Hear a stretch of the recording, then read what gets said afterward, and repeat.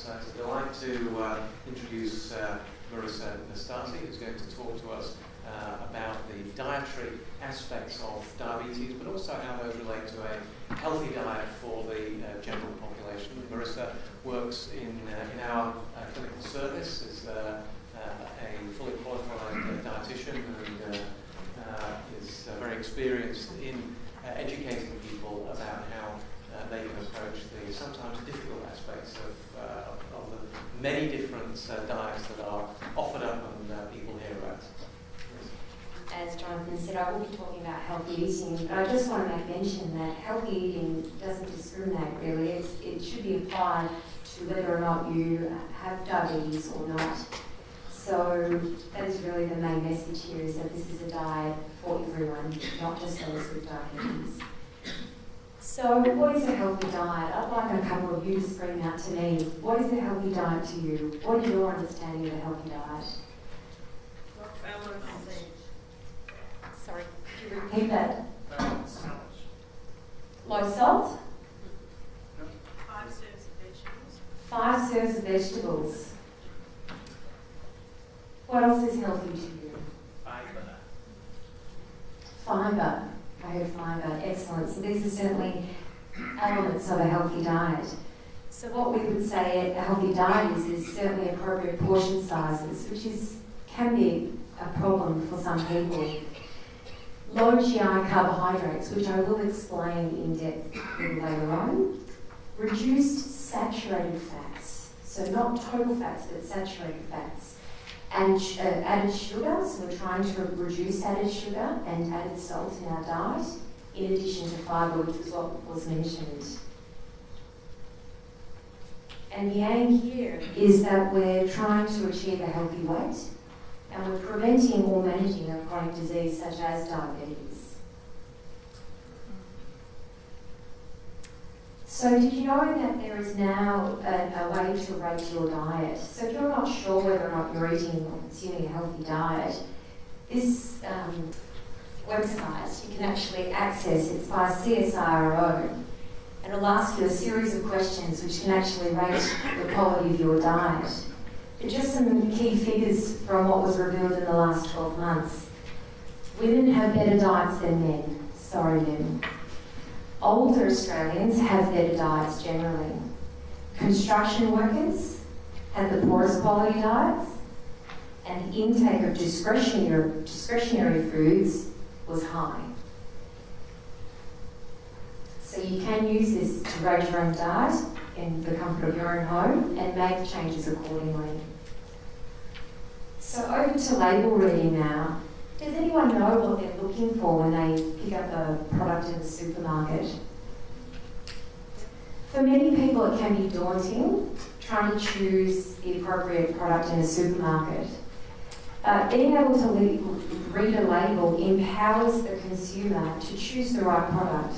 Let's face it, every month there are about 4 new yogurts, there's about 15 new muesli bars, there's about 40 new cereals. It's a bit of a maze in the supermarket to be able to choose something that is appropriate. So with label reading, we always encourage people to look at the per 100 gram column of the food label. And in particular, we're looking at saturated fat and not total fat, and we're aiming for 2 grams or less. We're looking at added sugars, so we want it to be 15 grams or less. And the less the better. For sodium or salt, ideally we want it to be around 120 milligrams or less, but in reality the upper limit is 400 milligrams or less. And lastly, if we can increase fibre to above 5 grams per 100 grams, that would be ideal. Now, the one fat that's not listed on our food products is trans fats, and by law they don't need to be reported on our food labelling. But trans fats are often found in commercial sweets, cakes and biscuits, in deep fried foods. So it is recommended that you reduce the intake of those foods, and by doing that you're able to reduce your intake of trans fats, which can impact on your cholesterol levels. So this brings me to the debate about low fat and high fat. And there is a lot in the media about what's good and what's not, high fat or low fat, and it confuses the consumer. Does anyone feel confused about whether or not they go low fat or high fat? Yes, we've got certainly one yes. Yes, a few hands in the audience, yes. It is confusing, but we have some really good evidence to suggest that we're not now looking at total fat. We are still looking at saturated fat. In future, that recommendation may be changed, but the Heart Foundation still puts forward that we are still looking at saturated fat. But some of the results that have come out from a big trial in looking at the benefits of a Mediterranean diet, it compared to a low-fat diet, a diet rich in unsaturated fats, which primarily came from extra virgin olive oil and nuts. And just with the intake of between 50 to 60 mils, which is around 3 tablespoons of oil, and or 30 grams of nuts, such as 20 almonds, you could see improvements, in addition to a Mediterranean diet, you could see improvements in blood pressure, cholesterol and blood glucose, in addition to weight loss management. So that idea of low fat has suddenly shifted to the appropriate types of fats, and that's the main message here. So what does a Mediterranean diet look like? This is a heavily researched diet, okay? And the key elements of the diet, as I mentioned already, is extra virgin olive oil, leafy vegetables, legumes, fish, particularly oily fish such as salmon, moderate amounts of red meat, fresh fruit and yogurt every day, whole grain breads and cereals, wine in moderation, sweets and processed meat on very, very special occasions. Okay, so here are a couple of examples of how that would play out. So we've got some yogurt and fruit at the bottom here, or some whole grain or sourdough bread with some tomatoes in olive oil. For lunch, this is eggplants done with a vegetable mix or a chickpea salad. For dinner, roasted salmon with vegetables and potentially some sort of carbohydrate there. I think that might be potato there, or a marinara pasta. And then for snacks, fruit and nuts. And that essentially is the fundamentals of a Mediterranean diet. Not low in fat, actually high in unsaturated fat, but low in saturated fat. So the real message here is include more of these foods and really limit more of these foods, because these are the foods that are actually higher in unsaturated fats, but it's here that we see the saturated fat intake quite high. So which fats do we cook with? Does anyone cook with olive oil? Good. Excellent. Keep cooking with olive oil. You can cook with olive oil. Its smoke point is about 210 degrees, which is higher than what's needed for frying or deep frying. So olive oil is a safe oil to use in cooking rather, and we do recommend extra virgin olive oil.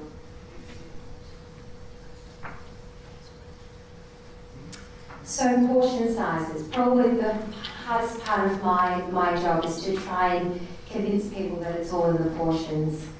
But really the main message here is I tell my clients, with this part here, the carbohydrates, if you're eating more than your fist per meal, you're eating too much. And that can be quite difficult for people to try and limit their volume, and that's to do with carbohydrate foods, so your pastas, rices, breads, cereals. With meat, we still go by the palm size of your hand, and that's an Australian government guideline. But the reality, people have very carbohydrate-rich diets. This is very easy to prepare for many people. It's quick, it's accessible, but the problem in here is that carbohydrates are eaten in excess, and that can impact on not only your weight, but it can impact on your blood glucose status if you do have diabetes or are leading to that way. So with vegetables, the main message here is that 4% of the population, only 4%, are meeting the recommended number of serves of vegetables. And someone's thrown out that number before. What was it?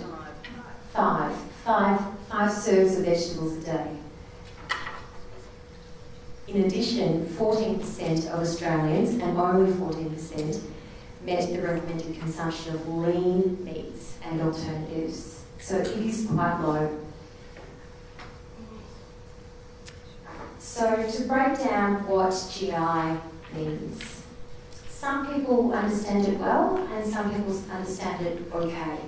But really carbohydrate foods have a GI rating. And what GI means is how quickly do we digest this carbohydrate food into glucose in the blood. So these foods are carbohydrates. They get digested in the digestive system and they become glucose in the blood. The glucose can be used for energy. For people with diabetes, it can stay in the bloodstream a little longer, which is not ideal. As Maggie said, there are complications to that. And excess glucose can be stored in muscles, liver, and as body fat. So that's not ideal. That's why portions are important. But back to GI, the speed of digestion of these foods is what is the GI. Some people say to me, it's sweet, it must have a high GI. No, because we know that white sugar compared to honey, they're both very sweet, but honey has a lower GI than sugar. So if we've got a very quick digestion of some of these foods, it's called high GI, and that's not ideal. We don't want it to digest too fast into the bloodstream. We want it to be nice and slow, and that's what low GI is. It's slow digestion of these foods. So, I'd like you to tell me on which side of the page is low GI.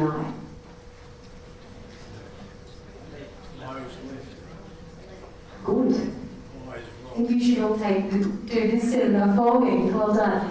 It is definitely this side. These are the low GI foods, okay? Not an extensive list, but to remind you and give you the idea. Okay, we've got basmati rice. We've got dairy on this side. We've got whole grain biscuits. We've got traditional oats. We've got whole grain yogurt. We've got legumes, and we have banana. But on this side, unfortunately, we've got the higher GI foods, so white bread and even wholemeal bread. Jasmine rice, medium grain rice, quick oats, saladas, potatoes, watermelon. These things will digest very quickly into the blood. And therefore, if you are at risk of diabetes, or even if you just want to try and lose weight, we do encourage that you have more of the low GI because it's going to make you feel fuller for longer. Now that's not complete avoidance. Some people love their watermelon and can't live without it, so that's okay. Everything in moderation. So just some examples of bringing it all together.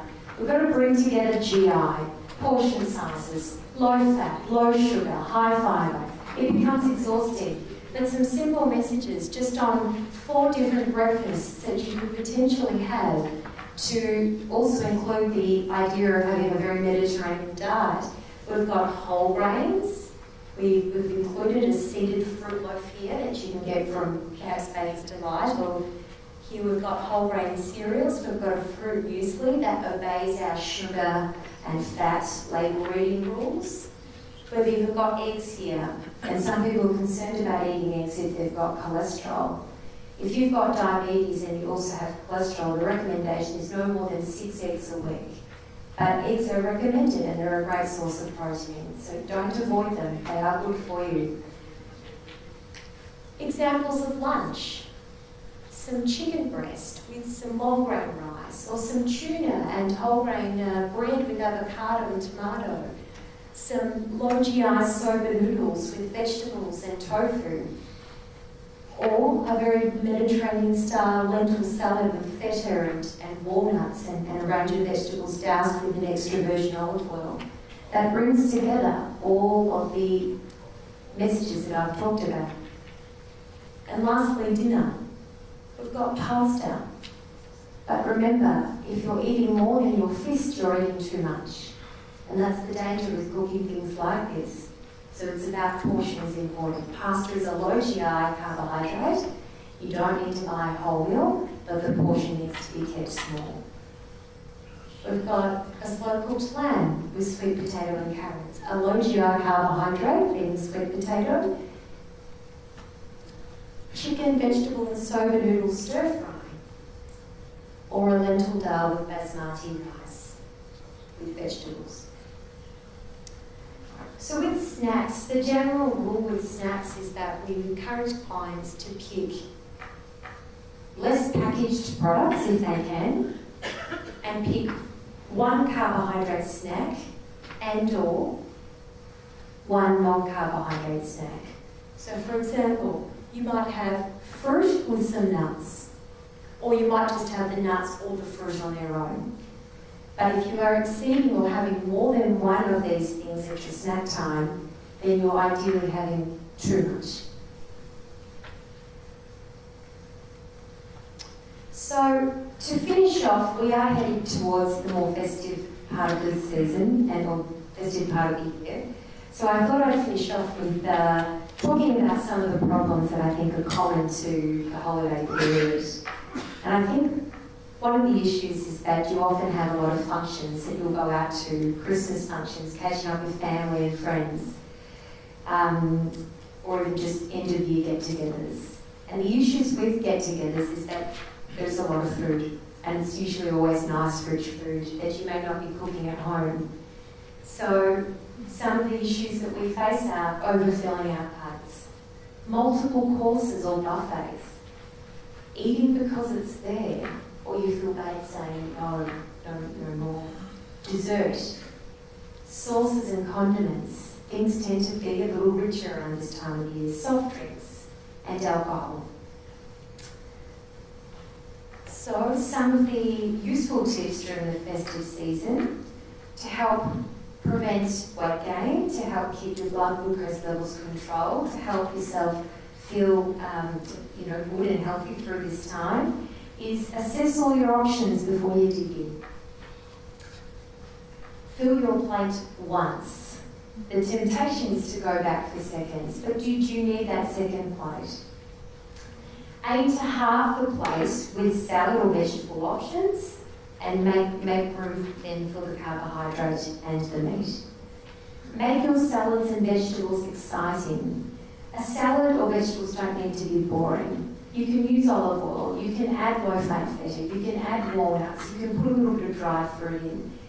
You can bake things with cottage cheese, you can make vegetables taste delicious. They don't need to taste boring and be boiled and or steamed with no taste. Request small serves if you've got the option. It's okay to leave some of your food on the plate and alternate alcoholic beverages with non-alcoholic beverages, and use the rule for desserts. The rule of one, we call it. One slice, one scoop, one spoon, one piece. Is that the size of the slice you recommend? Yeah, just this tiny little one. So I just wanted to finish off by showing you some of the food equivalents. And I turned to this choosing wisely. One little wedge of camembert is the equivalent to 4 prawn rice paper rolls. Just a little sliver of camembert, which is delicious. And you can allow yourself that every now and again. But it's to show you how much energy is in there. So 50 grams of chocolate, which isn't much, it's a small bit of chocolate, is the equivalent to 4 chocolate mousse tubs. 1 slice of fruit cake with 2 spoons of custard is the equivalent to 4 bowls of fruit salad with vanilla yogurt. Half a cup of honey glazed cashews, don't they sound good? It's the equivalent to 100 grams of salmon with green beans and 1 small potato. And lastly, Savoy biscuits, which seem to find themselves on a lot of people's cheese platters that, functions. But 8 biscuits, which isn't much, is equivalent to 2 bruschetta with tomato and olive oil. So it's just to show you that when you are eating in your home or when you're eating at someone's house or at a function, think about choosing wisely and think about what is my best choice. So I just wanted to finish on just a little bit about our service before we talk about the exercise physiology. Our education service is made up of credentialed diabetes nurse educators, accredited practicing dietitians, and accredited exercise physiologists. Individual appointments and group education programs are available. Appointments do not require a referral from your GP. Fees range from anywhere between $10 and $95 for initial consultation, and services provide education support for understanding diabetes, self-blood glucose monitoring, commencing new medications, weight loss and/or management, and tailored dietary and exercise advice. So I've left the details there for you. And just lastly, to access our fact sheets, these get updated by our team every year. And we try and translate the most recent research into practical examples for you. And these can be accessed online. So please feel free to have a look and print them at your own accord.